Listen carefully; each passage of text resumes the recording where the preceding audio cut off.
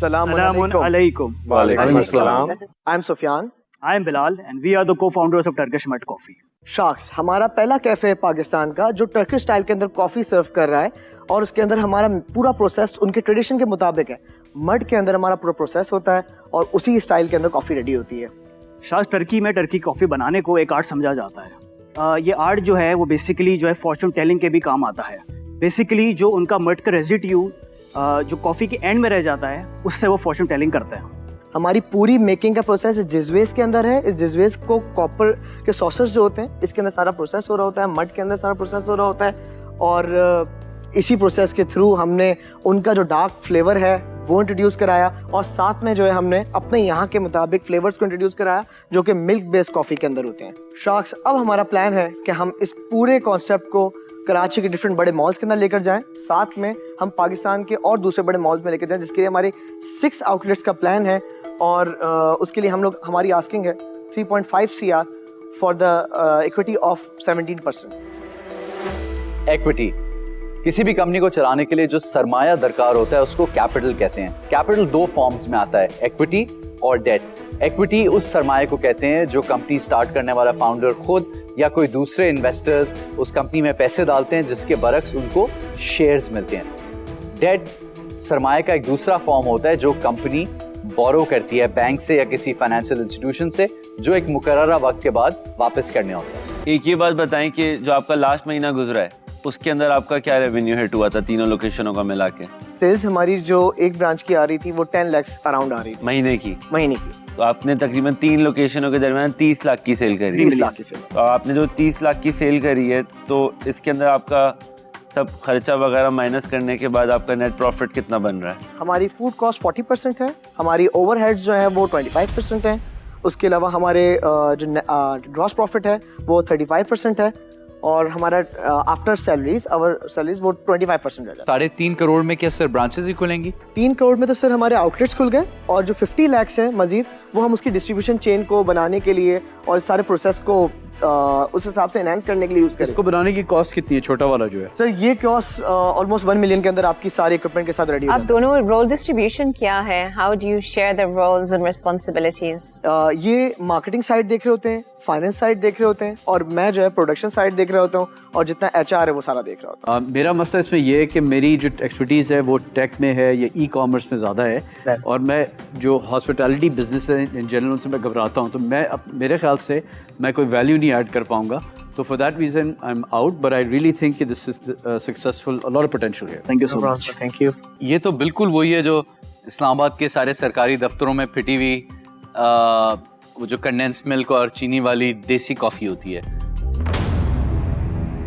Coffee नहीं पसंद आ रही तो मैंने कहा नसीब में इन्वेस्ट कर दें।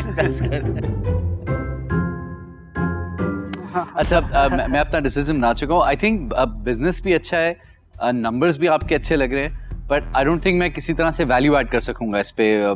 मेरी अंडरस्टैंडिंग बहुत कम है, but I wish you all the best. Again, you guys have amazing energy, but I'm out. Thank you. Thank you so much. मैंने भी अपना डिसीजन ले लिया।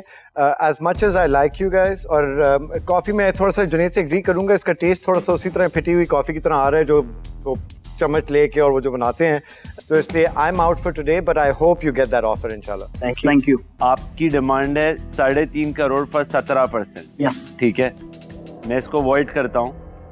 मैं आपको 5.5 करोड़ रुपए देता हूँ, ठीक है?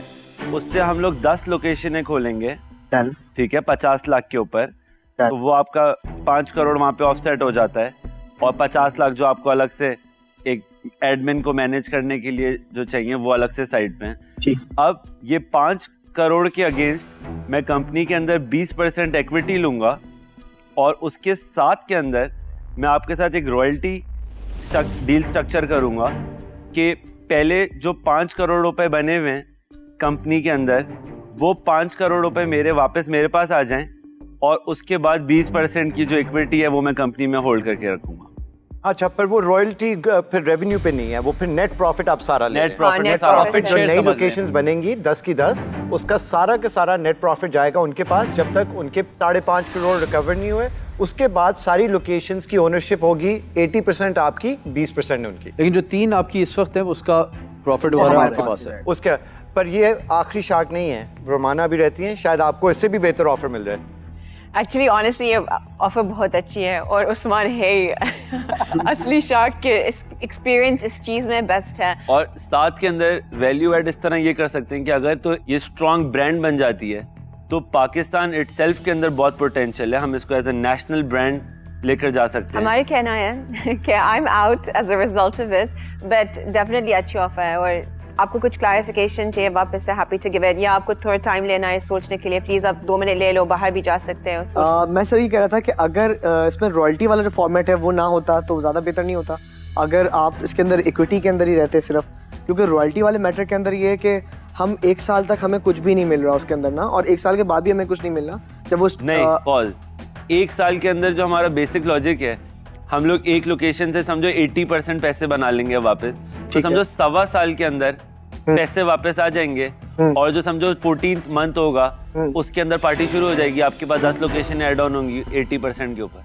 हमारे जहन में ये था कि अगर आप इसके अंदर 1 CR प्लस ऐड करें इसके अंदर, मतलब इसको टोटल 6 CR कर लें अमाउंट को, और जो आपने ड्यूरेशन रखा है 1 साल के अंदर आपकी अमाउंट वापस आ जाएगी, उसको अगर हम टाइम ड्यूरेशन को बढ़ा लें कि हमें उधर से कोई चीज़ मतलब अर्निंग शुरू हो जाए, हमें मतलब उसको हम चाह रहे हैं कि आप 1.25 साल करें तो हम उसको 3 साल कर लें।